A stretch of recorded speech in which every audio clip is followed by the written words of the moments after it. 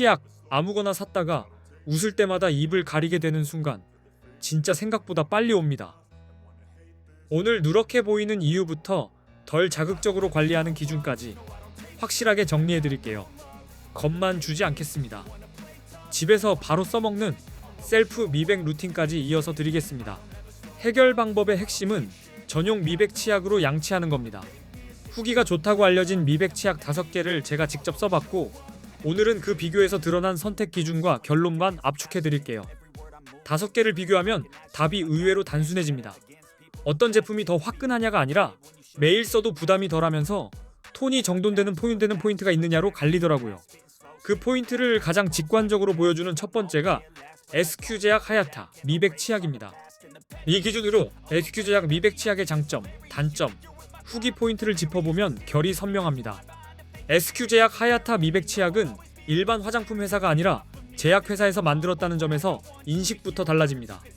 식품의약품안전처, 즉 식약처에서 치아 미백 효과를 인정받은 제품으로 안내되고 치과에서 치아 미백할 때 쓰는 성분과 같은 성분이 들어있다고 알려져 많이 찾습니다.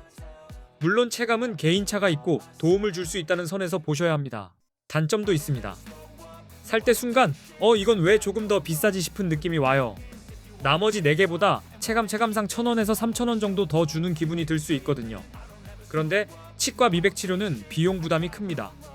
평균 66만 7천원 정도가 언급될 만큼 문턱이 높다 보니 집에서 시작하는 상대적으로 부담 낮은 셀프 미백 루틴으로는 충분히 손이 갈 만한 선택지로 받아들여질 수 있습니다.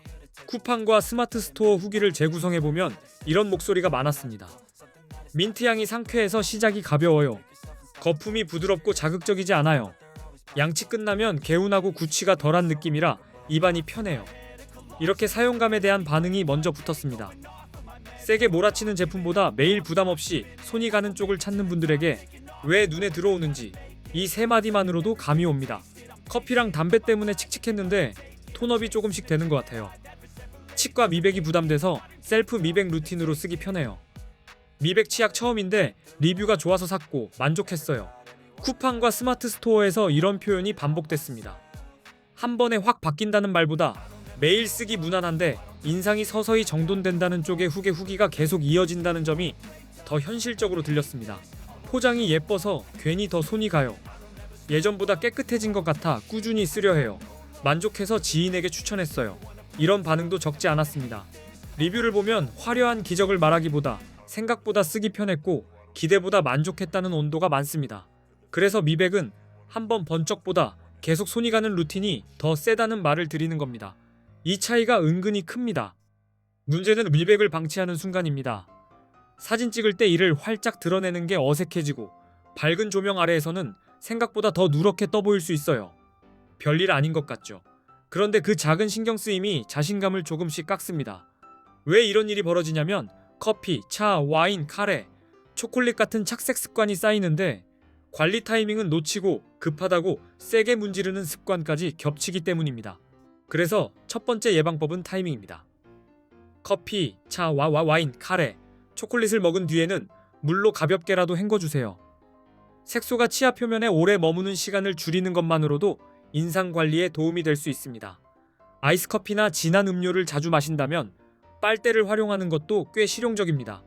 앞니 표면에 닿는 시간을 줄이면 무심코 쌓이는 착색을 생활 속에서 덜어내는 데 보탬이 됩니다. 두 번째는 힘 조절입니다.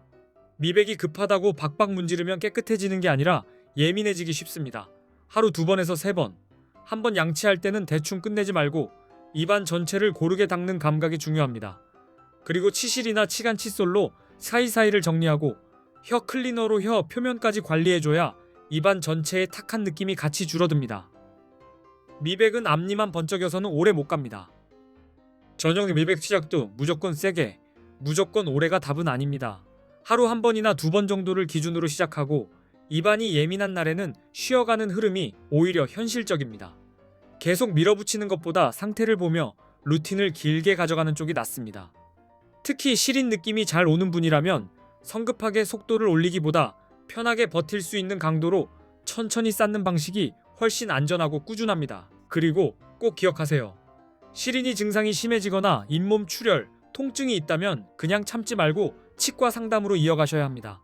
이 내용은 의학적 진단이 아니고 미백 체감은 치아 상태와 생활 습관에 따라 개인차가 있을 수 있습니다. 증상이 심하면 전문가 상담을 권합니다. 중요한 건 겁먹는 게 아니라 오늘부터 착색을 덜 쌓고 무리 없이 닦는 루틴을 루틴으로 바꾸는 겁니다. 웃을 때 먼저 입을 가리지 않는 변화는 그렇게 시작됩니다.